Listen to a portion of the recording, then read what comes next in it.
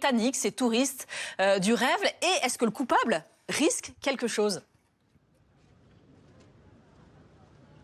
Eh bien, en tout cas, il y a beaucoup de déçus. Tout est parti d'images, comme vous l'avez dit, générées par l'intelligence artificielle qui ont été publiées en masse sur les réseaux sociaux, sur Facebook, sur Instagram ou sur TikTok. On y voit un joli marché de Noël, de la magie en fait, avec des petits chalets en bois et même du vin chaud servi devant Buckingham Palace. Mais en fait, en arrivant, vous le voyez sûrement derrière moi, eh bien, il n'y a rien, juste cette façade et avec des touristes qui sont ici dans le froid. Mais vous allez le voir, eh bien, il y a beaucoup de Britanniques, mais aussi de touristes qui se sont fait avoir et qui sont venus ici sur place.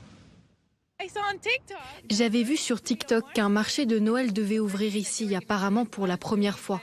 Donc j'étais super contente de venir voir. Et en fait, il n'y a rien du tout. C'est un peu triste.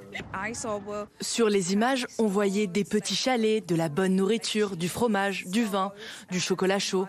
L'ambiance parfaite pour l'hiver. J'ai vu ce post sur Instagram qui disait qu'il y avait pour la première fois dans l'histoire un marché de Noël devant Buckingham Palace. Et j'ai vu ces petits stands devant Buckingham Palace, mais apparemment tout ça était de l'intelligence artificielle.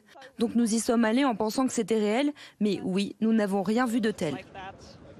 Seule réalité, un pop-up shop, un petit magasin qui est ouvert toute l'année, situé à l'arrière de Buckingham Palace, qui vend pour la première fois des décorations de Noël. Alors la Royal Collection a même dû publier un communiqué pour démentir en expliquant qu'il n'y aurait pas de marché de Noël devant Buckingham Palace. Mais en fait, cela s'inscrit dans un phénomène que les experts décrivent comme des lieux fantômes, des lieux générés par l'IA, mais qui pourtant attirent de vraies foules.